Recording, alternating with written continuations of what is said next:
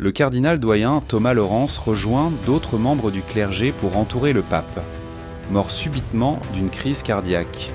Après la confirmation de son décès, Laurence verse une larme et retrouve son ami, le cardinal Aldo Bellini, avec qui il évoque la disparition du souverain pontife et leur relation proche avec lui.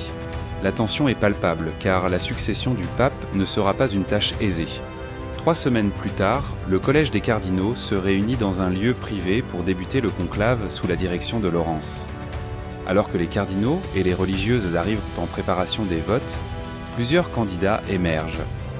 Outre le libéral Bellini, on retrouve le cardinal Joseph Tremblay, un conservateur traditionnel, le cardinal Joshua Adeimi, un conservateur social, et le cardinal Goffredo Tedesco, dont Laurence et Bellini redoutent l'élection, craignant qu'il ne fasse reculer l'Église avec ses vues archaïques. Ni Laurence ni Bellini ne souhaitent devenir pape, mais ils s'opposent fermement à l'élection de Tedesco, qui incarne une vision rigide et passéiste de l'Église. Avant le début du conclave, Laurence est convoqué par l'archevêque Janusz Wozniak, visiblement troublé. Il lui confie que la dernière personne à avoir rencontré le pape était Tremblay, que le souverain pontife aurait renvoyé pour faute grave. Or, Tremblay est considéré comme un candidat majeur à la papauté. Cette révélation met Laurence en alerte, l'obligeant à enquêter discrètement. Peu après, Laurence rencontre le cardinal Vincent Benitez, archevêque de Kaboul.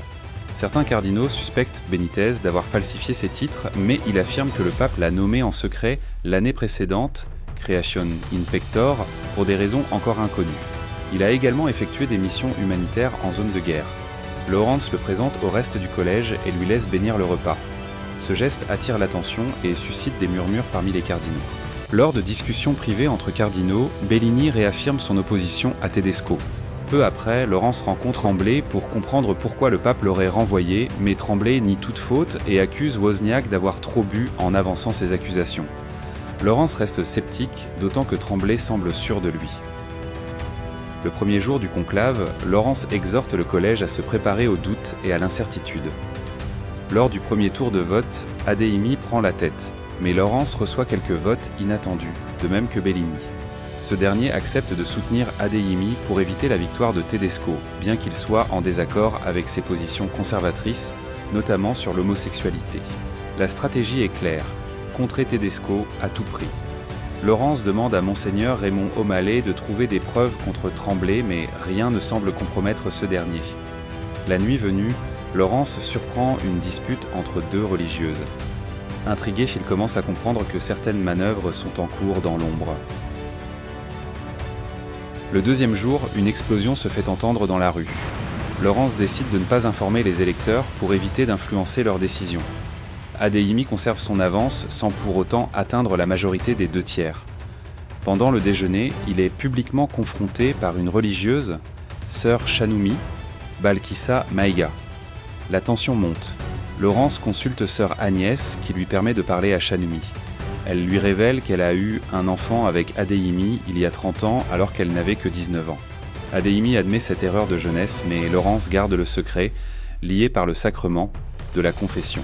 Pourtant, la rumeur se répand et Adeimi perd du soutien. Bellini commence alors à soutenir Tremblay pour continuer à lutter contre Tedesco.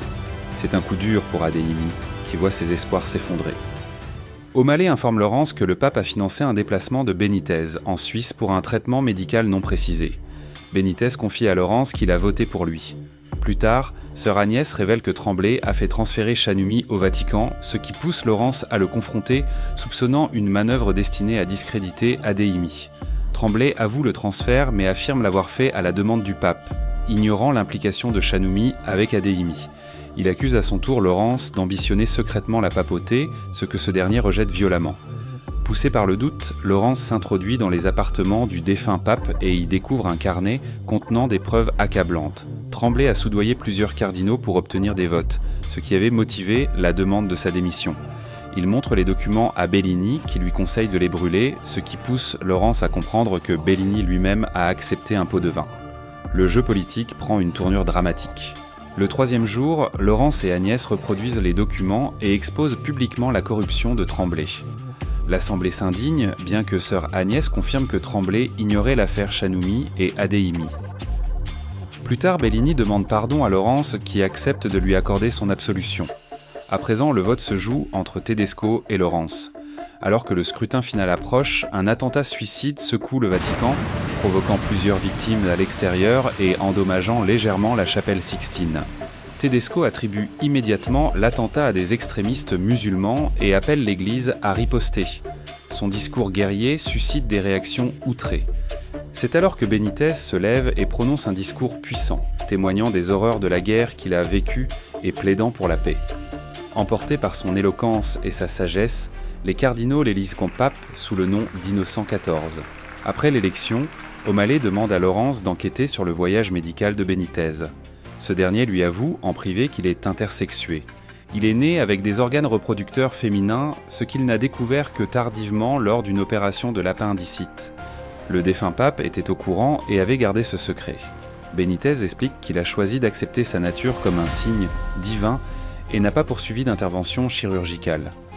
Laurence, impressionnée, promet de garder ce secret et de faire confiance à la volonté de Dieu.